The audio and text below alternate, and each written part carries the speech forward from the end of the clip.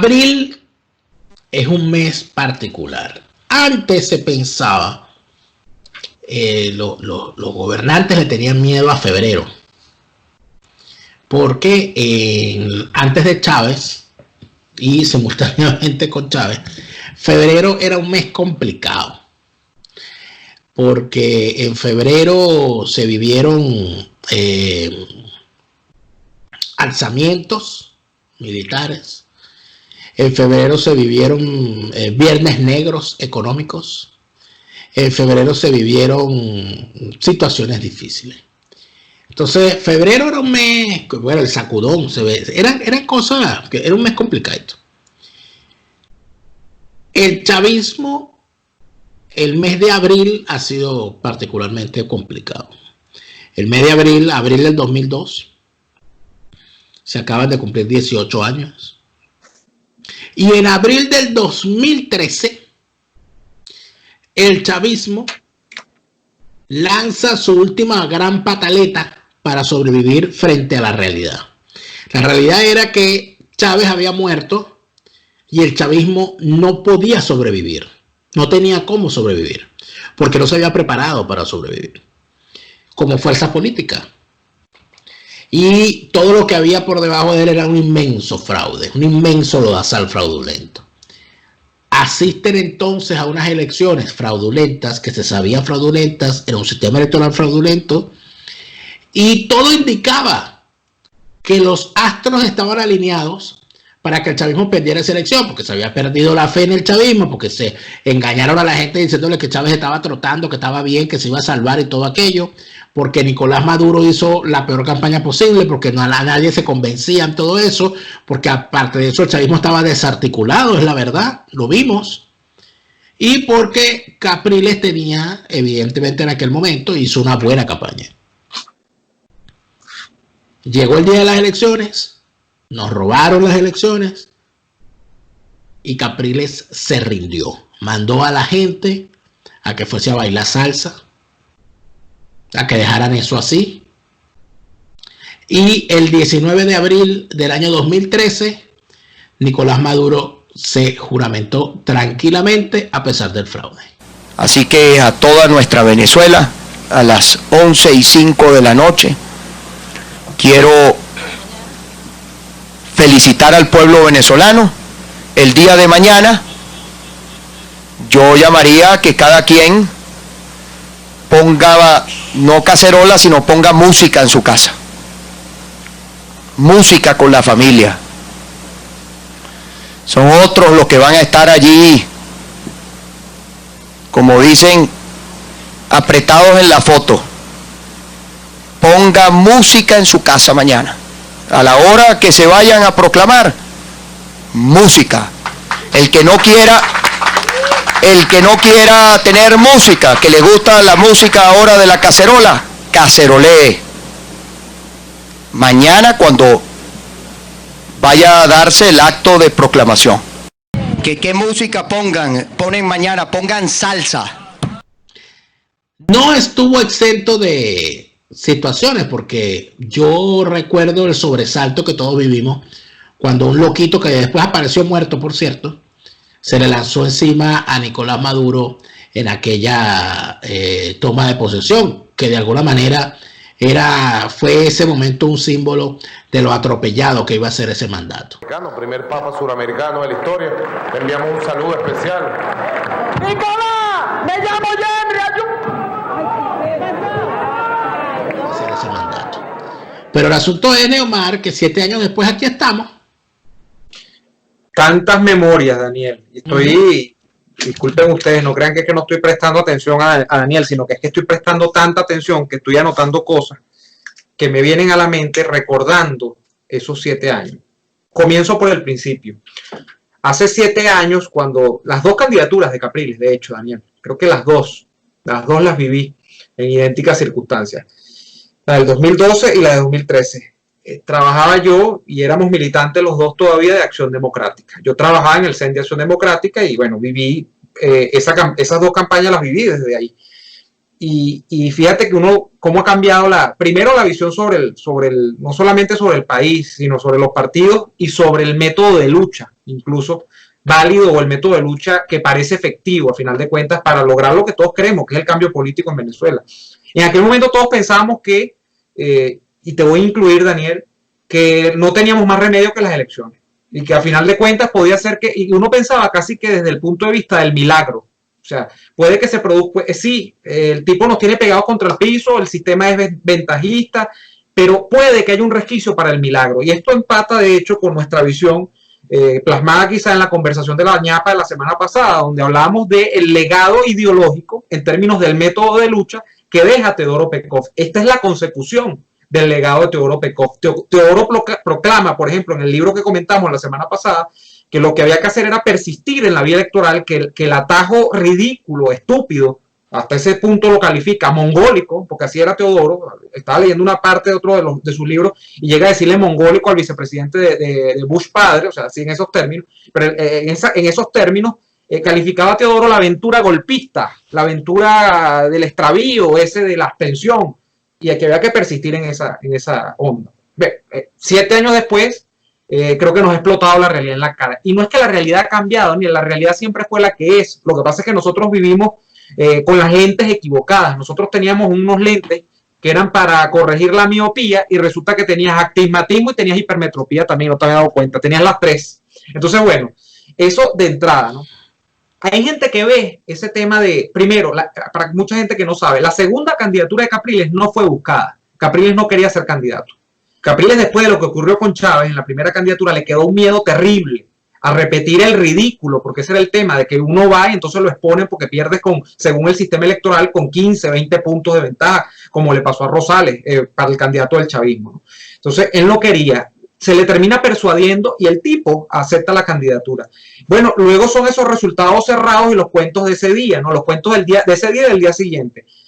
Vayan a sus casas. Entonces hay gente que califica esto como un acto de responsabilidad civil. O sea, mira, no mandar a exponer a la gente a matarse a las calles. Mira, 7 años después habría que ver, por ejemplo, lo que fue el año 2014, cuando empezaron a matar muchachos en este país. La continuación del año 2014 de la salida con el año 2017.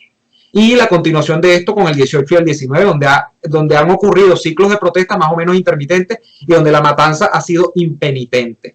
Entonces, en ese sentido, Daniel, nosotros tuvimos que llegar hasta el 2015 para confirmar aquello que teníamos desde el 2005. Yo era muy chamo, pero ya uno tenía como la idea política de que en Venezuela, desde 2004, digo, cuando el referendo revocatorio, de que el sistema electoral era fraudulento y de que parece que por ahí no era. Y digo que tuvimos que llegar al 2015 porque en el 2015, aún con toda la trampa, aún con que hay gente que no le gusta que uno diga trampa, sino es ventajismo, es no condiciones, no se puede decir que hay trampa ni fraude porque ellos no revierten el resultado, no, Mikiti. Desde el 2004, con el referendo revocatorio, había muchas dudas sobre ese sistema. Bueno, en 2015, con ese sistema, así habrá sido el tema, la oposición fue reconocida públicamente como la ganadora de esa elección. Sin embargo, en la práctica nunca se le reconoció.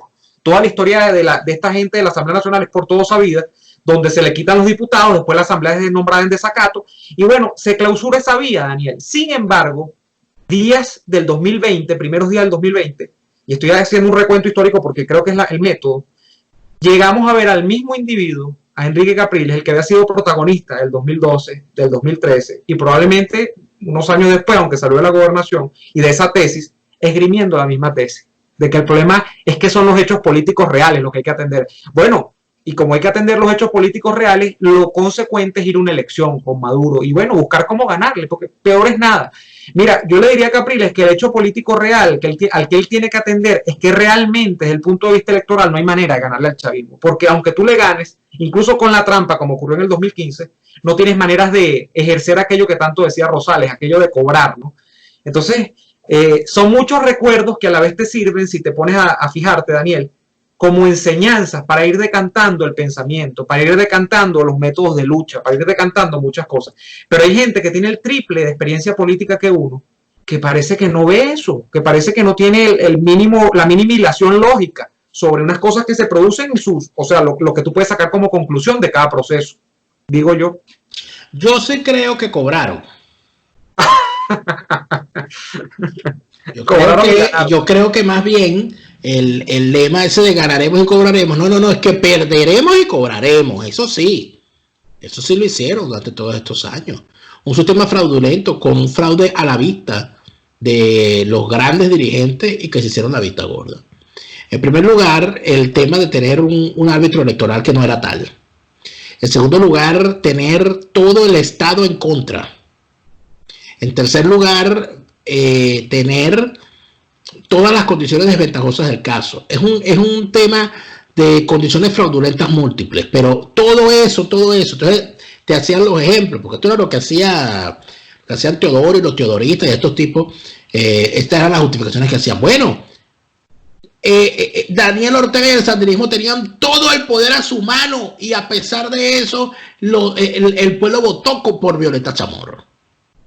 Claro, pero es que eso son unas elecciones vigiladas internacionalmente, donde Daniel Ortega y los sandinistas tenían todo el poder de coaccionar a la gente, pero la gente fue y votó en contra y no hubo quien se robara los votos, porque los votos estaban vigilados. Y lo que nunca dicen es que a pesar de todo eso, Violeta Chamorro se fue del poder y el sandinismo a la larga regresó. Por un lado. Por el otro lado, es que en el caso venezolano había las mismas condiciones. Todo el poder en manos del chavismo, pero además de eso, un sistema electoral perversamente fraudulento para darle la victoria siempre al chavismo. Y ahí no hay nada que demostrar, porque los perpetradores del fraude, el instrumento fundamental del fraude, que es Smartmatic, sus propietarios echaron el cuento de que fue lo que hicieron. Entonces, frente a eso, ¿qué hay que decir? Lo que hay que decir es que hubo una clase política que durante todos estos años fue cómplice de Smartmatic y fue cómplice del chavismo y le entregaron las elecciones, empezando por los candidatos. Rosales, por un lado, en el 2006, y Capriles en el 2012 y en el 2013, son los grandes indiciados en lo que va a ser toda esta situación. Pero además de eso, si los metes en el microscopio, entonces te encuentras a todos los rectores del CNE, a todos desde el 98. Te encuentras a todos los representantes opositores ante el CNE, con dos nombres en particular que no pueden ser olvidados jamás, que son el nombre del delincuente de Vicente Bello y del triple delincuente de Félix Arroyo, que es un tipo que está inscrito en la historia del crimen electoral y de la sinvergüenzura y de los delitos con el registro civil desde hace bastante tiempo. Un tipo que estuvo preso por vender nacionalidad venezolana a gente proveniente de China, por cierto. ¿Okay? Desde hace bastante rato. El tipo estuvo preso por eso. O sea, descubierto, agarrado con las manos en la masa.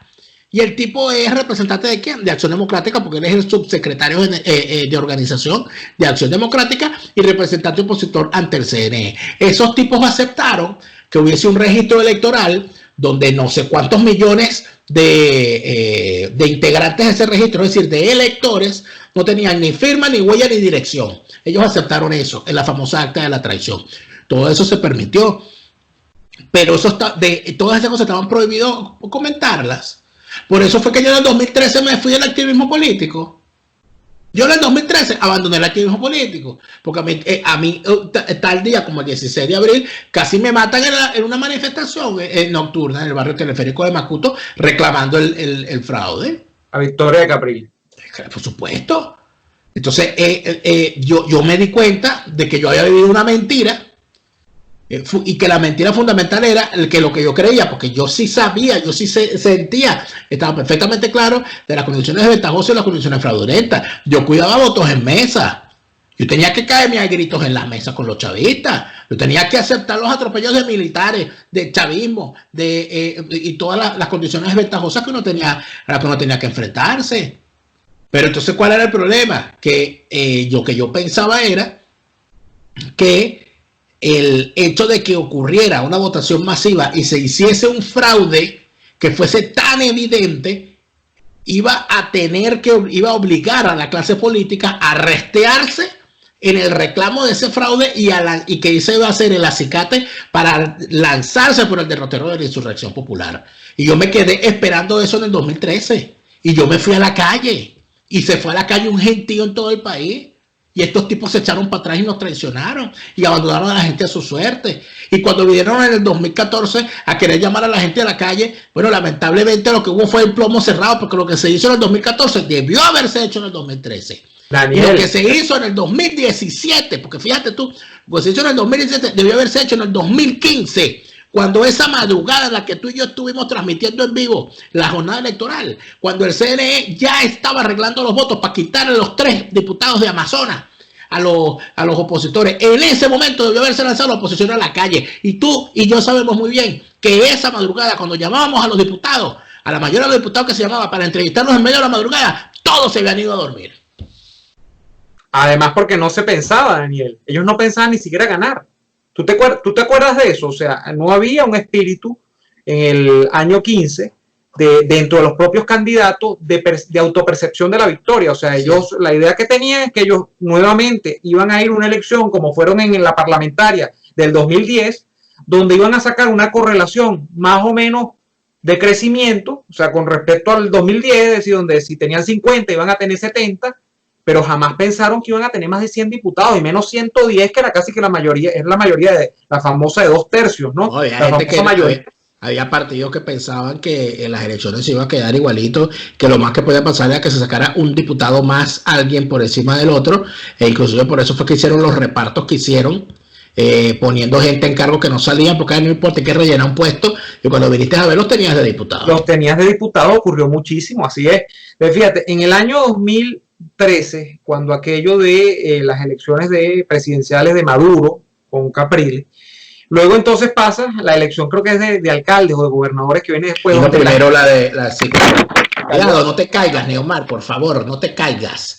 Agárrate duro, por favor. Ahí está. Mira, la gente. Lo primero que hubo fue en el 2017, en el 2013, después de las presidenciales. No, acuérdate que las presidenciales de octubre del 2012, después de las presidenciales de octubre del 2012, en diciembre fueron las de gobernadores.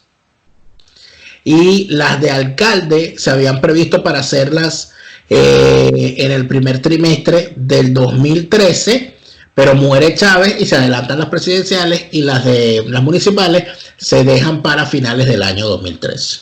Pero lo que quería decirte, Daniel, es que se desestimuló muchísimo la gente de ir a votar, y entonces en aquel momento incluso se quiso decir que los ciudadanos tenían la culpa de si se perpetuaba el chavismo. Ese ha sido siempre el chantaje, y Capriles salió como perro regañado, porque él fue el primero que dijo, él quedó, en teoría, era el primer tipo que dentro de la oposición llegaba casi que a ganarle la presidencia directamente al candidato del chavismo, que siempre fue Chávez, en este caso era Maduro. Entonces se pensó que Capriles iba a ser el conductor de un proceso que iba a durar varios años, donde, bueno, esos casi 50% de los votos que sacó en esa elección, sabemos que probablemente fueron más, y entonces viene el tema del desconocimiento electoral y todo lo demás, pero que ese caudal él lo iba a hacer valer como para convertirse en una referencia. Bueno, llamó a votar en las elecciones de gobierno y nadie fue. Y después en el 2014, Daniel, cuando a él le correspondía por ser, mira, apenas a un año y tanto de distancia, menos un año de distancia del proceso contra Maduro, el hombre empieza a jugar para atrás y no quería protestas, porque eso era de locos, porque María Corina, Leopoldo y Ledesma estaban sollados. Él tenía una frase muy famosa que soltó Capriles en ese momento, donde dijo que los que andaban diciendo Maduro vete ya, en realidad estaban diciendo Diosdado vente ya. Eso fue una de las grandes frases infames de Capriles del 2014. O sea, que era mejor que se quedara Maduro para que no llegara Diosdado. Y aparte de eso, su partido, Primero Justicia, en las ciudades donde gobernaba, se convirtió en factor disociador y delatores, como Ramón Muchacho, que ahorita está en los Estados Unidos haciéndose el perseguido, donde entregaba a los manifestantes del 2014. Y en el 2014 prefirieron reunirse con Miguel Rodríguez Torres, porque lo hicieron, y fueron a Miraflores a reunirse con Maduro. Prefirieron eso antes que montarse en una jornada de protesta como debió haberse hecho. Y Primero Justicia se montó en aquella famosa alianza que después se rompió, que era la alianza del famoso huevo frito, blanco y amarillo, donde Ramos Alú les persuadió de que ellos tenían que jugarle para atrás a María Corina. Bueno, ellos les ha olido siempre más mal María Corina que Henry Ramos, para nada, porque años después salió Capriles diciendo que él más nunca se sentaba en una mesa en las que estuviese Henry Ramos Aluque era un vendido, porque así fue. Y se sentó. Entonces, esa ha sido más o menos, bueno, luego una hoja de ruta en la que la salida de la gobernación de Miranda de Enrique Capriles significó, número uno, el corte a un financiamiento importante que tenía primero Justicia por la vía de la gobernación de Miranda, que capturaba muchos recursos, y en segundo lugar, el corte a la ilusión que tuvimos de tener a un líder político que realmente unificara al país y de que frontalmente luchase contra el chavismo. No ocurrió. Enrique Capriles, fíjate que ahora aparece más o menos de vez en cuando y entonces da opiniones como la que estaba yo comentando hace rato a propósito de retomar una vía electoral que él nunca logró explicar en su completitud y que él nunca logró clarificar en su completitud, porque aquel polvo quedó anclado en el año 2013 con los resultados de la elección presidencial. Entonces, bueno, ¿qué te puedo decir?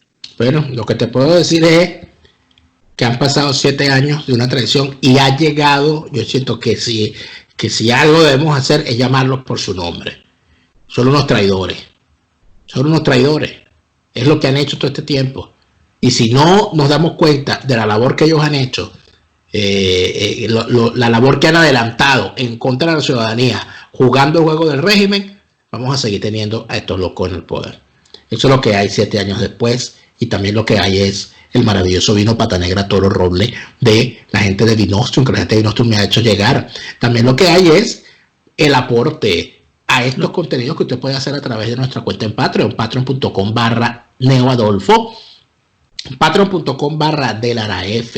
Con tu apoyo nos ayudas a seguir creando contenido. Neomar, se nos acabó esta ñapa por esta semana. Se nos acabó. Yo les invito, te voy a robar aquí el final del programa. Acá abajo está en el link de la descripción, está el enlace al fin de Político, están nuestros enlaces en Patreon y está también la cuenta de Vinostrum para que ustedes puedan ver todo o sea, pueden contactar con ellos en Instagram y allí les preguntan sobre todo el catálogo de vinos, de whiskies, de rones y de todas esas maravillas que ustedes pueden obtener allí a través de Vinostrum. Daniel, se nos acabó el programa efectivamente, nos vemos la semana que viene. Hasta entonces.